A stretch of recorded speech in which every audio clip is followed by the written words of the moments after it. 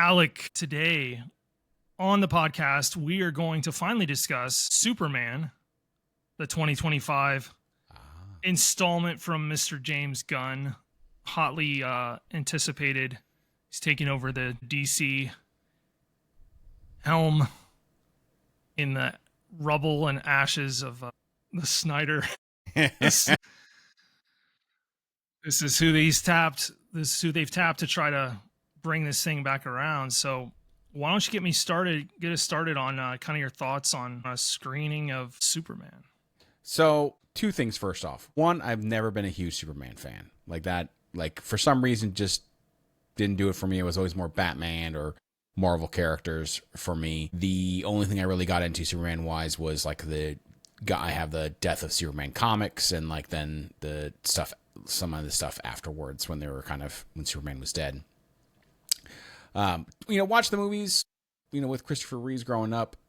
I've watched all of them basically. Was not a fan of the Snyderverse one, even though I was a huge fan of Cavill as Superman. I really liked that casting. I just didn't like the movies themselves. I had high hopes I really like James Gunn. I really liked Guardians of the Galaxy. It's like in my top 5 of the MCU films. And while 2 and 3 just didn't hit nearly as well, I had high regard for Gunn and what he could do with this. I really enjoyed it. I do think overall the story is definitely more meh than anything. However, it didn't stop me from kind of enjoying my time walking. I really feel like this was a big movie of kind of like, let's right some of the wrongs of the Snyderverse, or let's go in a different direction of Superman, or maybe back to his roots, those kind of things. I know the Snyderverse does have some offshoots of Superman, like their stories where it is like Krypton. Like, anyways, it doesn't really matter. I don't go down that path. But it was kind of nice to go back to this. Hey, Superman's the good guy,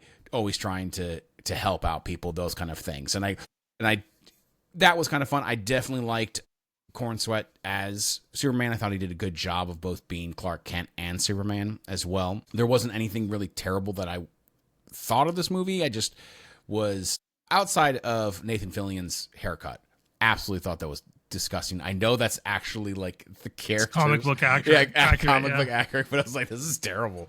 Oh my goodness. And then I thought to myself of having a bowl cut like that back in the 90s and how we're going to forget about that from now on. Yeah. But overall, really, really enjoyed it, even though, like I said, the story was kind of meh. But I was really glad we didn't do a rehash. Oh my goodness. I was so glad we didn't have to go through the whole process of him becoming Superman again. We just started it right in the midst of it. Like, we've seen this story enough. We don't need to continue this. So, but I like the color. I liked how bright it was comparatively to the very washed out and darkness that is Man of Steel. So it was just fun. This felt like an enjoyable thing. I don't think this definitely didn't reach Guardians of the Galaxy level of enjoyment and greatness, but I walked away happy. Yeah, I don't think by nature of the character, I don't think he was able to inject as much humor as he was able to get away with Guardians. And so it does have moments of levity, but largely it's more serious than Guardians, but it's not as serious as Man of Steel. Yeah. I think all the casting in this is basically perfect. Yeah. From Corenswet to, you get Alan Tudyk as Gary, which is great. Absolutely fantastic, yeah. Lois Lane, much better casting this time around than Man of Steel. And then Guy Gardner's like the best part of this movie. I mean, literally, Fillion steals the scene every time he's on screen. He's hysterical. I laughed so hard when at the battle at the end, and his hand gestures, the middle finger, unbelievable. Yeah. And then I really I'm not that familiar with Superman, right? Like I'm much like you, much more of a Batman. It's pretty much Batman, and that's about it. I never really got big into a lot of Marvel comics. I thought Mr. Terrific was so fascinating. And I actually had to look up more about the character, what exactly, and he's basically, as far as I can tell, he's the closest thing in the DC universe to Iron Man, because he doesn't really have any innate power. but he's probably the smartest man on the planet. I guess he supposedly has like Olympic level athleticism and stuff. So, but that character is just like really interesting to watch. And I loved the fight sequence. Absolutely. When yes. he comes in with Lois Lane and infiltrates, and those drones he has start, and I'm just like, this is cool. And that's kind of tough to do for me because we've gone through the MCU of like, oh, that's really cool. Well, that's really cool.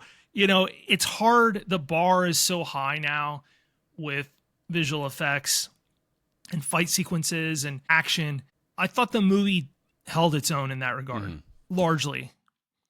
It didn't, it didn't, I don't know, it didn't try to do too much as far as the action sequences and the fighting and stuff. It was like, we're not going to try to top, you know, Infinity War or, you know, we're going to try to do our own thing. And largely I thought it worked.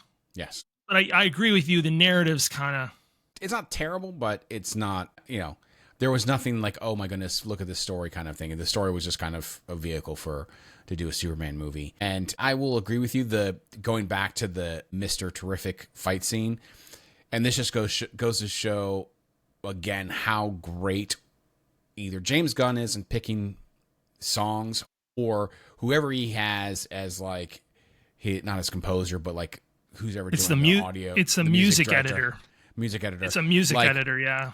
I don't know if Gunn is doing it or his music editor is doing it, but like, my goodness, he just picks fantastic music for his movies. And I love that. Like, I'm right there with you. That whole fight sequence, like I was thinking, oh my goodness, this is gonna be boring, and then they throw that music over top, and that just, you're getting all from the viewpoint of Lois, and it's so much fun. I was like, I really enjoyed it. I was like, okay, all right, that's great, that's fantastic. So yeah, no, for me, the fight sequences were especially about when they were in Metropolis and things were trying to get destroyed, at how much effort Superman took to try to not destroy things. Which, of course, then I saw that reel that I sent you that was basically like the difference between, or like it was like Man of Steel Superman versus Superman 2025, of like Superman Man of Steel is trying to just destroy everything. And it's just all like Corenswet just going, why are you doing this? Like, what are you doing? Like, well, I do love that little nod at the end of the movie where he's standing there with Mr. Terrific, and it's like, oh, that's not quite right. Yeah, that's not quite right. Mr. Terrific just like walks off fuming. What am I supposed to do? No. So I walked in not expecting I would like this movie. I remember seeing the trailer and just kind of going, that's a little too campy for me, I thought, or whatever. And especially with thinking about the dog, going, oh my goodness, this would be absolutely terrible. And again, it wasn't. It was fun. It was enjoyable. I didn't actually hate the dog. I didn't really love the dog. I know Laura thought it was fantastic because, well, it's a dog. But for me, I was like, you know, it's a way to interject some humor where I don't feel like it was desperately needed, but it worked.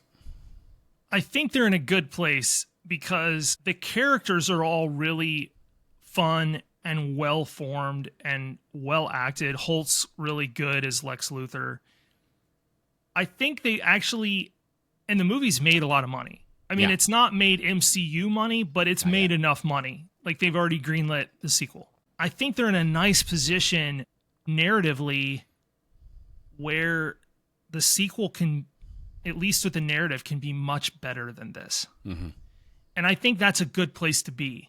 Yeah. When you're trying to do multiples of these Superman movies, and hopefully DC expanded eventually.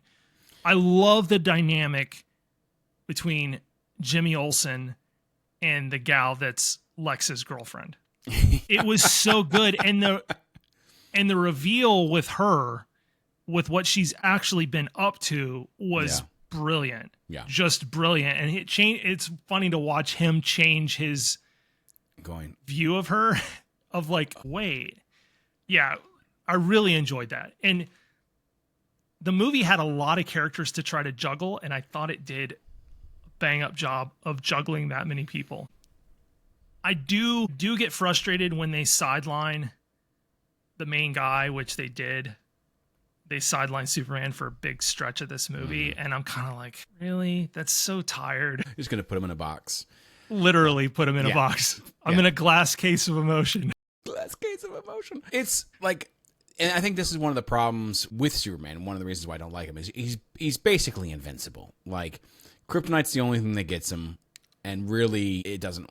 And he's always going to come back. And I know that's in most things, but he's really in almost no danger whatsoever in any sense of the word. And I think that's one of the reasons why I did kind of really like the whole Death of Superman comics, because he actually was in danger. But other than that, it's just like, the guy's invulnerable. The guy can fly. The guy can freeze things with, or blow things over with blowing air through his mouth.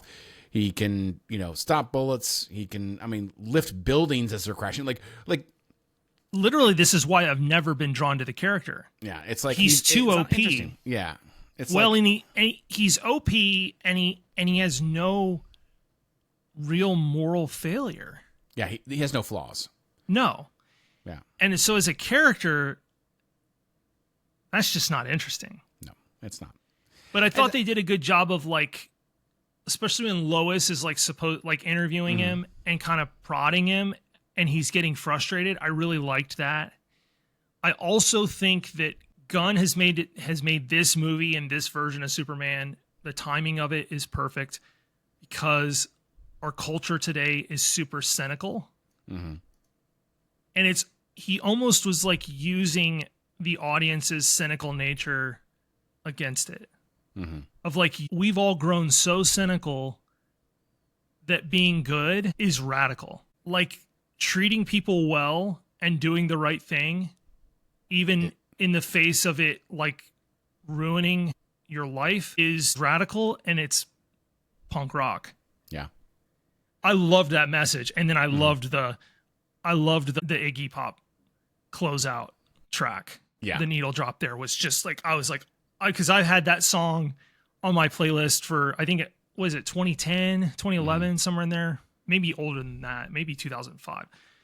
Either way, I was like, goes back to your point, man, this guy knows music. He does. I'm telling you, like, it's one of those things where it's just, and it's not like these are unknown tracks. Like, it's not like no one's listened to any of this stuff that he's been playing, but he just knows what works in the scene. Like, it's not, it's not like Tarantino grabbing some unheard track from like 70s disco or something like that, or whatever that he does. This is just like, oh, hey, this is what's going to work best. And it's just like, oh my goodness, it does. Like, it just fits. Like, it's just, him and Fincher are really good. Yes, yeah, Fincher's really good at it too. But it's one of those things where I'm just impressed every time, of just like, oh man, this soundtrack. Now, I want your opinion on a plot point that is intentionally ambiguous, I think, but I want your opinion on it. Is the supposedly recompiled message from Jor-El and his mom, do you think that's legit, or do you think that that's Lex Luthor pulling some nonsense? Well, so I read an article, and so I'm tainted. I kind of was thinking it was nonsense, but apparently Gunn has said that is actually the true message, and so that it was, he's kind of pulling from the Krypton that looked down at humans as inferior, and he was actually supposed to rule. But that's also kind of helps transition Superman into being he's choosing to be the morally good guy for himself, as opposed to fulfilling his parents' wishes. It's like where he steps out to kind of like be his own man, of like, okay, like he was doing, like, started being the morally good person because of his parents' message, what he heard of it, but when he finds out they're like, no, you need to dominate them, he's kind of like, no, that's not who I am. And I like that at the end, because like at the beginning he's like, he likes to watch his parents, and at the end they switch to where he has kind of disowned his Kryptonian nature and become truly human, or is accepted as I consider myself human, not Kryptonian. I mean, that's the whole speech that he has to Lex. He's just like, look, I am human, even though, this. And so I think it's this fantastic transition of a character, of going from like kind of that crisis of youth, crisis of adulthood switch over of like, am I still going to be follow what I'm taught, or do I want to follow who I am or what I believe, and or choose for myself what I believe. And I think that's kind of what Gunn is trying to hint at, of like, right. And because the footage there is of his actual childhood with his earthly parents. Yeah. It's a beautiful scene. It's a beautiful scene. Absolutely. So I think that is where the film like really hits its stride, is with his own identity, like embracing his own humanity, and then the dynamic with Lex opposing that, basically viewing him as there's just this alien freak. So if they can explore that a little bit more in the next film, I'd have something. Yeah. I just don't know. I just don't know what Batman looks like in this space. Like, I don't. The light gray and the light blue suit. That's what it's going to be. The skin tight, If they can pull off the blue, dark blue, and the gray, I'll be excited, because I've kind of always wanted that to show up at some point in a live action that actually have it actually look good. And I guess it technically kind of did show up in the Flash. They had that suit combo. Yeah. No. So, I mean, diving a little bit into Batman, kind of what we talked about when we talked about the Batman, it would be fun to have a Batman who is far more of the detective than... And I think he will. ...the fighter that we've got. Yeah, I think Gunn would go that route. Yeah. I think that would be really interesting if, like, Soup's teaming up with him of like, hey, I have this mystery. What's happening? What's wrong with it? And then the movie is Batman figuring this stuff out, and then at the battle sequence, basically Superman steps in. Like, they help each other, but you see the strength of Batman of being able to figure this stuff out, and the cerebral nature of being the best detective, a Sherlock Holmes kind of a thing. And then you have Soups over here just beating the snot out of people. Based on what they've kind of created, they might have to kill off Mr. Terrific. Because true. Yeah. He feels like a space that Batman would occupy. Which apparently, I don't think that's going to happen, because I think he also has a multi movie deal with Warner Brothers. It was cool to see how much of this movie they shot in Cleveland. Yeah, they did a lot, man. Well, especially, which is a nod to the creator, one of the creators of Superman. Yeah, it's really cool. I was really happy at the end when he and Lois go to their interview or whatever, they go into the arcade in Cleveland, which I've been to. It's fantastic. It's gorgeous. Like I both Laura and I were like, oh my goodness, we've been there. That's amazing. It looks great. Yeah. So yeah, it was a lot of fun, but no, we went oh my goodness, maybe 10 years ago to Cleveland, and they were doing a big like Superman, like traveling museum thing or whatever. And it was really cool because they talked about, because obviously that's where it is. And I think the comics, I read the comics basically put it, and Metropolis actually is in Delaware. It's been changed a couple times. Yeah. So, but that's apparently where it is in the current. The originally Metropolis was Cleveland. Yeah. Makes sense. But yeah, it's a fun thing for them to have shot. Which geographically puts it quite a bit closer to Kansas, to Smallville. Yeah. So. Makes sense. Which apparently both Corenswet and Hoult are huge Smallville fans and grew up watching it. And so like for them, that's their Superman and Lex. And even Michael Rosenbaum, who plays Lex in Smallville, is one of the Raptors in this movie. Gunn had him. Well, there must be something about playing Superman, because if you've watched interviews with Corenswet, he's as big of a movie buff and like game nerd as Cavill is. Yeah. Like there must be something there. Something in the water, yeah.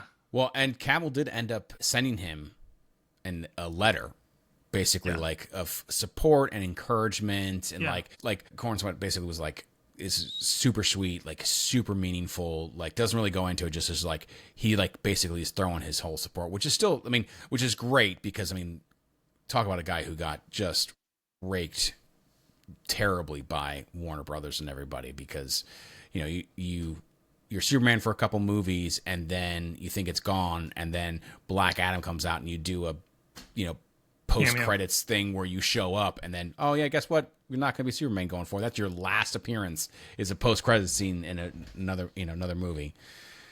That's got to be He's fine. He got paid. He's all right. Yeah. Oh yeah. Yeah, no. He got paid, and he's got a bunch of other things, Yeah.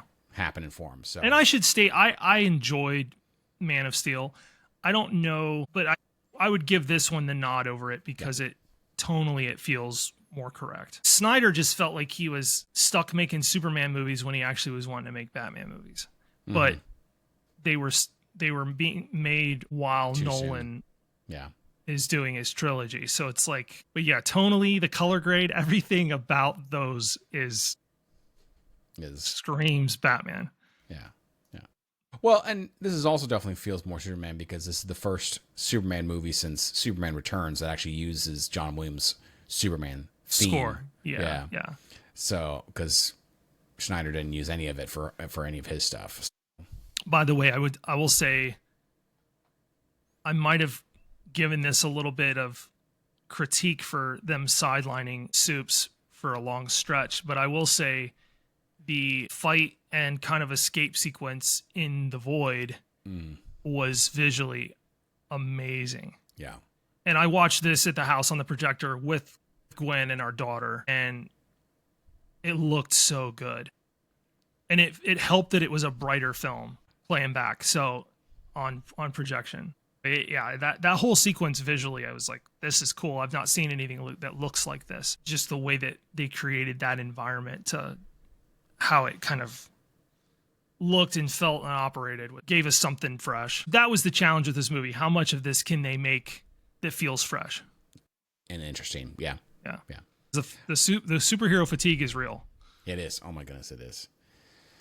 So I mean, I remember up through Infinity War, I was there Thursday night or Friday night, whenever the first evening viewing of a Marvel film. Basically after Endgame, I haven't done that. And most recently, I've barely even seen them in the theaters, let alone opening weekend. Yeah, so superhero fatigue is real, is absolutely real. So there is a moment that really gave me a lot of joy and laughter. So I remember watching this thing. Basically, it was Kevin Smith just going around different colleges answering questions and stuff. And I have on DVD, and it's just this whole a night with Kevin Smith.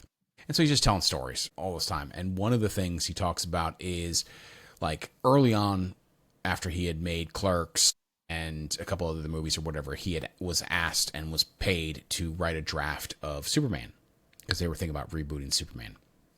I think this is pre-2006 Superman Returns. So he gets asked to write Superman, and he's talking with the director or the producer, whatever. And one of the things the producer says is oh, I want Lex to show up at his Fortress of Solitude, and he's going to just fight off Superman's guards. And Kevin Smith's like, Superman's guards? Why would Superman need guards? He's just kind of making these jokes. And so then when I see the robots and then Lex is fighting off the robots, I just brought me back to that moment of I understand they are actually comic book real, these robots or whatever. But I was just thinking that producer or director finally got his robots guards of the Fortress of Solitude. So, but he also was very much he said that in the third act that Supes had to fight a big giant spider. So that obviously didn't happen. However, that producer, director, or whatever, he did do the Wild Wild West. Wild Wild West, yeah. So that's the spider. That's the spider. Yeah. So he did get a spider. Now he's got his Fortress of Solitude guards. So, he's living a good life. But so that was kind of fun. So that made me think about that. The one thing I did actually, they kind of threw me for a loop because again, I'm not super familiar with Superman, was when they introduced Ultraman. He's got the face mask that reminded me very much of Doomsday does, the beginning of the comic books before he loses all of his, basically just gets his clothes ripped off him or whatever, because it had those same kind of goggles. And I was just oh my goodness, is this a reveal of Doomsday or something like that? Are we actually going to get Doomsday again and actually have it done right? Because Batman vs Superman was just absolutely dumb, so we're not going to even talk about that. But no, we instead got Superman 4 Quest for Peace with a clone. Yeah. You pick the costume also looks like one of the characters from The Boys. Oh, that's yeah. The ninja guy. Yeah. The costume almost looks identical to it, which is interesting because in The Boys, that character is supposed to be a clone of Homelander in the comic. I don't think in the I don't think in the show. No, I don't think in the show they do it. But in the comic, that character in the boys, Black Noir in the comic is just a Homelander clone.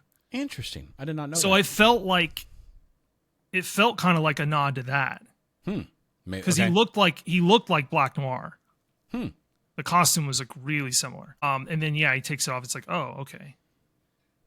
And I didn't see that coming. By the way, Superman 4 is one of the worst films I think I've ever seen. I saw it as a kid and didn't know how bad it was. Like I was just like, oh, Superman, and I had like the little paperback book that that basically just retread it. Like they used to do that just for kids movies. Like, it's terrible. It's the one I watched the most out of all, like, because I don't know if we had a copy or what it was. Maybe it was just more on TV because it was so terrible. But like out of all of them, it's the one I watched the most. And so just like closing them up in that sphere I will remember that till the day I die. Yeah. By the way, I think it's Superman 3. Oh, that one's pretty terrible too. Yeah, but there's some like there's one Isn't of the that more one with. Go ahead. Sorry. One of the more horrific like scenes in a Superman movie, I think, is 3, where the lab technician gets sucked into like the supercomputer, and then all the pieces get like magnetized to her, and it turns her into like an evil robot. It's pretty horrific. She's like screaming, and then comes out. But yeah, those movies are Superman and Superman 2 are really pretty good. Yeah, I will agree with that. I mean, though Superman 2 is definitely there's definitely a level of quality that it drops drastically from Donner's. Yeah. Of course, stop to sneeze and then decides not to go. But yeah, so yeah, there's definitely a quality. I do really like 2, but I remember when I first watched them kind of back to back, I was like, oh my goodness, like look at all the practical effects in 1 and how good they look, and then 2 it's just like they just phoned this in, didn't they? Yeah, they did. Like, this is just terrible. This is a money grab. Yeah, as were the rest. So yep. But yeah, this I don't rank these things, but yeah, this is a pretty good entry. I think it's a good jumping off point. Yeah, I'll be interested to see what's happening, and I hope, like you said, they give Gunn a little bit more leeway, or they can build some kind of like stronger story into now that we've have this one under our belt. Yeah. I did laugh at that sequence where Soups and Guy Gardner, they're all fighting that big mutant thing in the middle of the city, and Superman's like trying to like find a way to humanely deal with it. Yeah. And Gardner's just like, no. I'm telling you, Fillion just steals every scene he's in. It's just so hysterical. Well, I do also like that moment of when Soups is kind of having his like depression moment and talking with Lois or whatever, and the entire time in the background you just see the Justice Gang fighting. I just like seeing all of the items that Guy Gardner comes up with to fight the Eye. That was quite enjoyable. By the way, I think they used the volume for that scene. Oh, really? Okay. Yeah, because there was a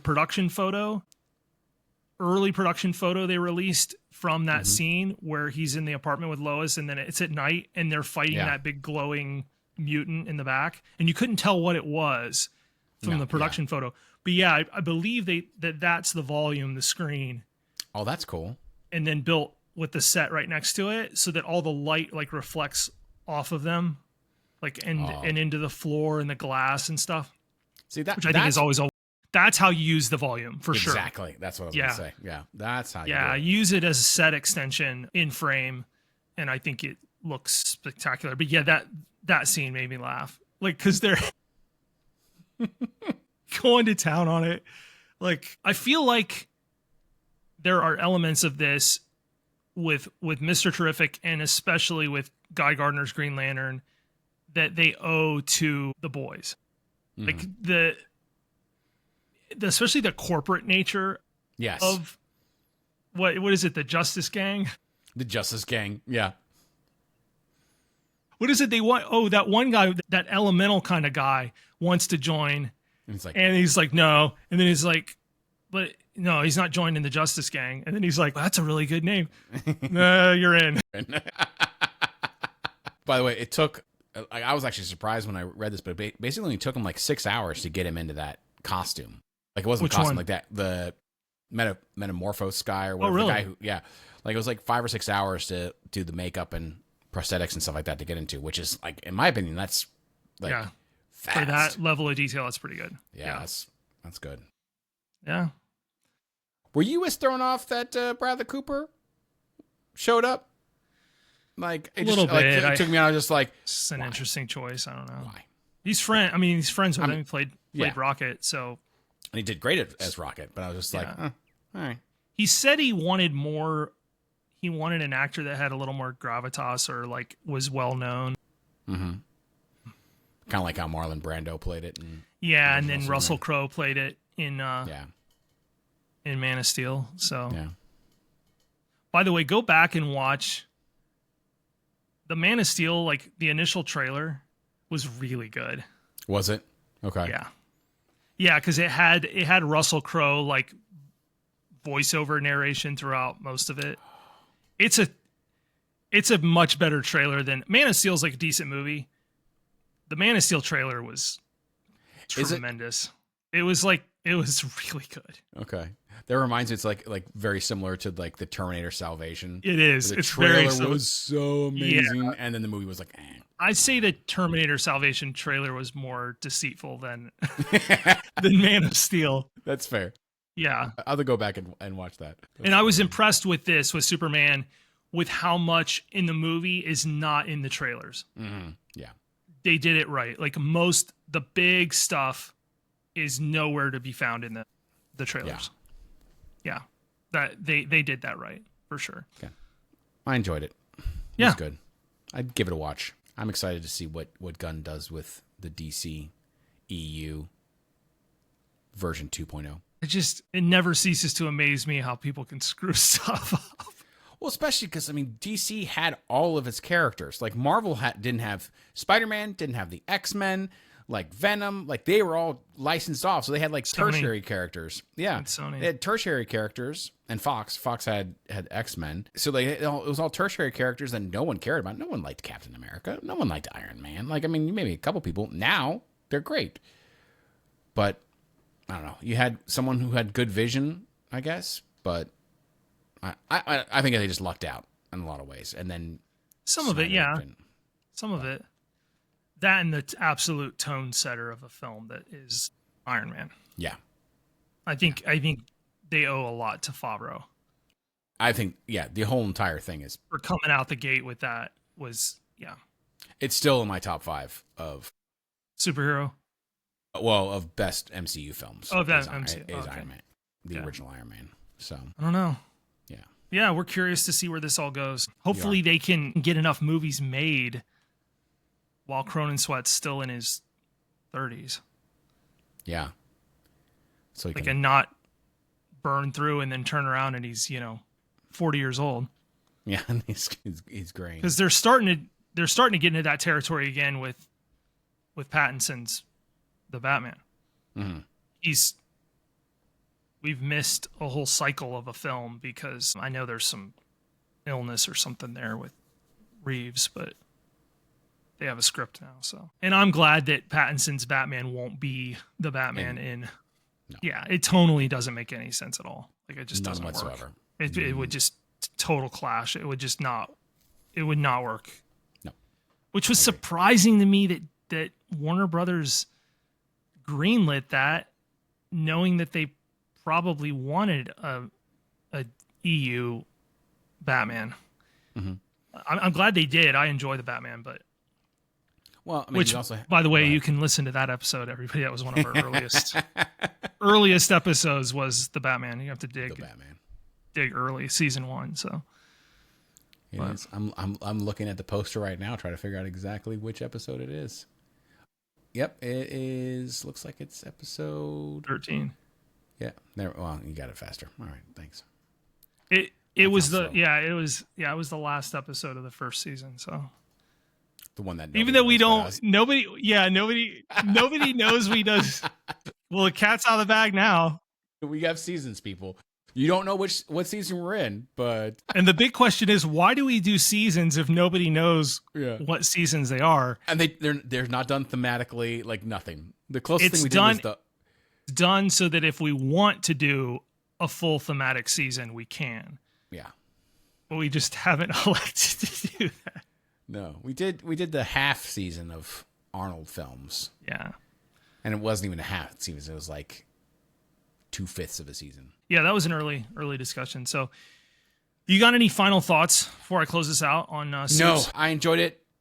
It's if you haven't seen it, I recommend it. It's fun. I wouldn't go with super high expectations. It's just a nice kind of semi-popcorn superhero film, you know? No super expectations for Superman. No super expectations. All right, everybody. It's getting late. We appreciate you listening to another episode of Cinema A to B, and we look forward to joining you again next week. Take care. Thanks, everybody.